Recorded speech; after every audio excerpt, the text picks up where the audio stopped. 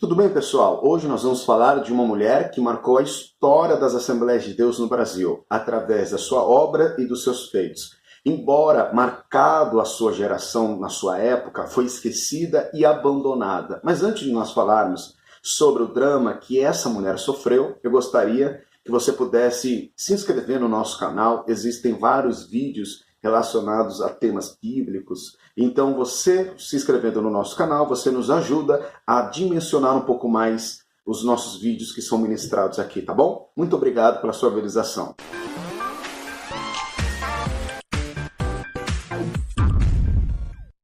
Vamos lá. Pessoal, Frida Winger nasceu no dia 9 de junho de 1891 no norte da Suécia.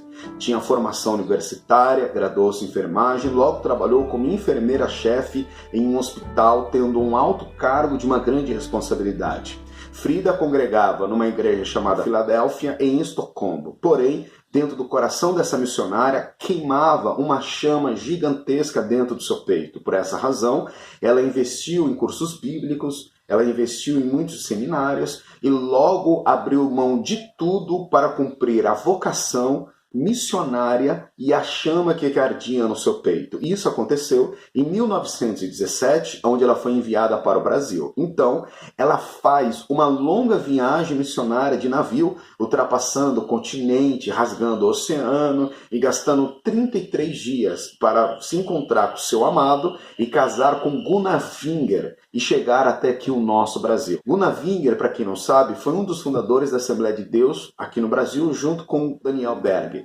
Quando ela chega no Brasil, ela contrai em 1920 malária. A doença se agrava, ela fica entre a vida e a morte, mas logo ela se recupera, fazendo a partir desse momento, entrando em cena a grande obra o qual ela aplicou aqui no nosso país.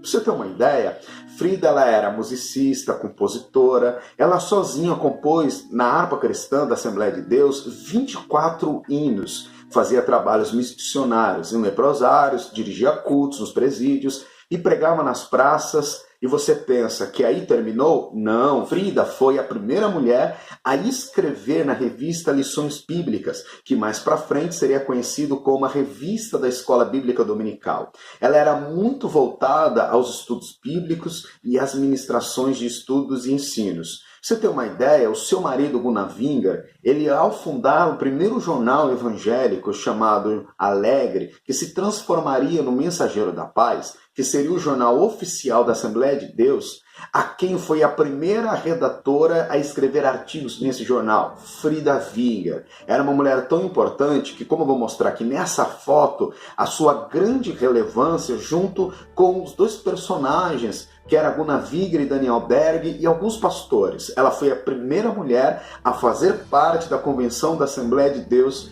aqui no Brasil. Nesse período, Gunnar Winger pastoreava a igreja, mas tinha problemas físicos, ficava muito doente. Por essa razão, Frida acabava substituindo Gunnar Winger no pastoreio, nos estudos e na pregação ali na igreja o qual ela congregava.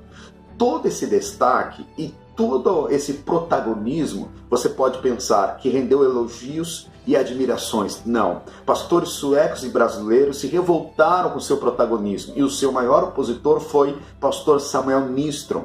Diante de tanta repercussão, pessoal, no ministério de Frida, os pastores convencionados, eles fizeram a primeira convenção da Assembleia de Deus. E você pensa que foi um tema muito pertinente, né? Talvez você pense que foi, vamos lá, a expansão do reino de Deus no Brasil? Não. O tema foi abertura de casas de recuperação em orfanatos? Também não. O primeiro tema na Convenção Geral da Assembleia de Deus no Brasil foi como seria o ministério feminino na igreja e seria o seu papel no desenvolvimento ministerial. Depois de algumas reuniões, diante de reuniões e diante de alguns debates, foi decidido que a mulher estaria proibida de pastorear, ensinar e pregar na igreja. E a consequência disso trouxe muitas divergências teológicas entre Gunnar Winger e os pastores suecos e aqui brasileiros, contra a participação do ministério feminino, o qual foi o tema estipulado na convenção. Isso foi desgastando o pastor Gunnar Winger com essas reuniões, com esses debates, contribuindo na piora do seu quadro de saúde. Por essa razão, Gunnar Wingger, que já estava muito desgastado com essa situação, entregou a igreja do Belém do Pará e do Rio de Janeiro. Sabe para quem? O maior opositor do ministério da sua esposa, Samuel Nistron, aquele que mais divergia com Frida Wingger. Por essa razão, em 1932, o casal volta para a Suécia e depois de um ano, Gunnar Wingger morre aos 53 anos de idade e após o falecimento de seu marido, Frida tenta ainda voltar para o Brasil, mas é impedida na estação de trem pelo pastor Petrus, que era o pastor líder da igreja da Filadélfia, o qual ela congregava. Naquele dia, ela foi obrigada a usar uma camisa de força em direção ao hospital psiquiátrico na Suécia. A igreja, ela tira a guarda dos seus filhos. E o que me chama, pessoal, mais atenção é que não existe documentos que possam comprovar que Frida tinha alguma patologia que pudesse ter veracidade ou comprovar a sua loucura e a sua demência e justificar até mesmo uma internação compulsória e definitiva que ela teve. Fato é que em 1940 Frida morre dentro do hospício. A igreja da Filadélfia deu apenas uma nota no final do culto sobre a sua morte. Eu concluo esse vídeo, pessoal, lembrando que após Frida ser impedida de pregar e ensinar, você pensa que ela ficou sentada, conformada? Não, inconformada com a situação.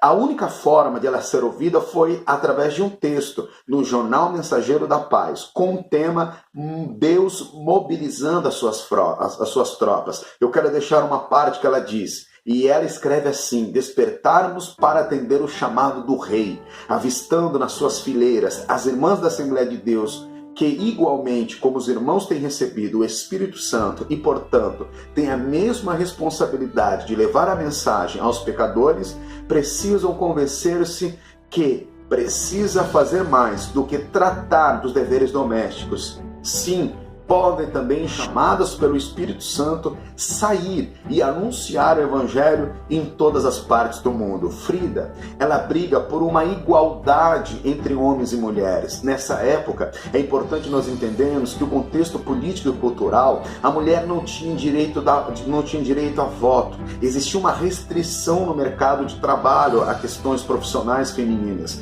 Era apenas valorizada a mulher que se limitava a fazer o seu papel como dona de casa. E esse depoimento de Frida faz uma mulher na frente da sua época. Pessoal, você que assistiu esse vídeo, muito obrigado pela sua visualização. Não esqueça de compartilhar. Deus abençoe. Muito obrigado e tchau.